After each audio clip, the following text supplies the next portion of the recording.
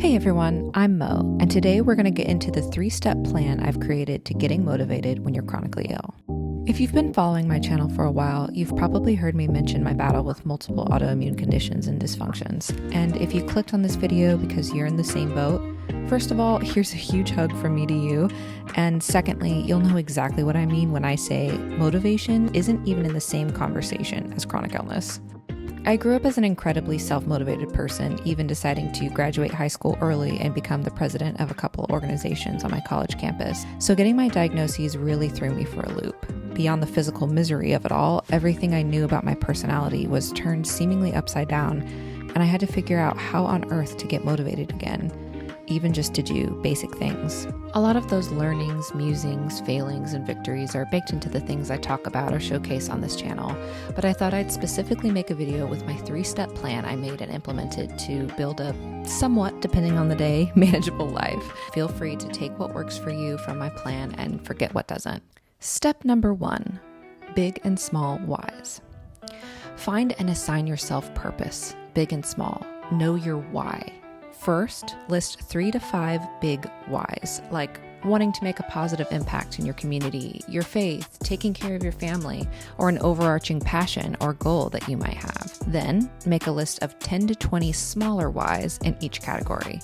When the big whys feel really abstract or you don't know how to follow through, give yourself small and actionable steps to take that may seem little in the moment, but are keeping you true to your overall goals.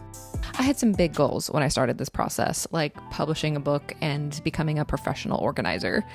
Fast forward a number of years and I've published a couple of books and created a YouTube channel featuring all I've learned about interior design and organization from the projects I've taken on.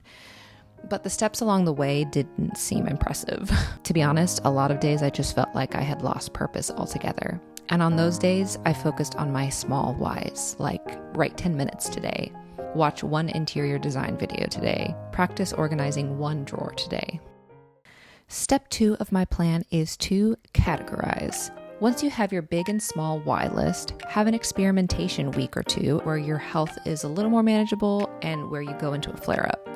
I personally have 3 categories. There are days where I'm functioning, days where I'm half functioning, and days where I'm a sploof. That's the fun word my husband and I use when I just need to communicate that I have absolutely nothing.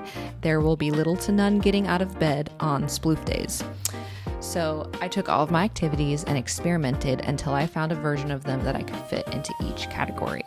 An example for me is exercising. I used to be very athletic, and it was important to me to keep investing in fitness as it felt like a part of my identity. On days I have energy, I'll go do a workout at the gym. On half function days, I just do a few minutes on my stationary bike at home. And on sploof days, I'll turn on a 10-minute stretching video that I could do from bed. The version of moving my body might change from day to day, but I can still be proud of myself that I have taken a step, big or small, in something that I feel is important for me. Step 3, try something new. I'm sure you're surprised that I've waited until step 3 to talk about doing something health related, but it's because I believe that building a habit of taking care of your full self is the only way to see sustainable results. Your body, mind, soul, spirit, heart, will is all connected and feeding off of one another. Your mind needs to believe that you're worthy of taking small steps towards your values. Your heart needs to feel this care over time, and your will needs to be strengthened to choose these whys again and again. As you've built this schedule over time, experimenting with a sustainable series of whys, you've begun to teach your brain that it isn't the grandeur of the activity that gives you value. You have value, therefore you behave and act accordingly. At this point, I'm sure you've found what small activities you're able to keep up on a regular basis related to your health condition, even if that's just taking your meds and getting to your appointments. But in this step, 1 week or month at a time, this is where you can add in the try something new option. And people who don't struggle with chronic illness have no idea how much this takes out of us, but I know from experience we really only have the space to try 1 new thing at a time and see if it works for us over time. We chronically ill will get many, often unsolicited suggestions a day about what we should be doing or what helped their family member get better. And there's a little method that I came up with to help in this scenario, and the acronym is HELPED. Hear, excuse, list it, put a pin in it, experiment with it, disregard. Hear what the person's suggesting, especially if they're your doctor. Excuse what you already know doesn't work for you.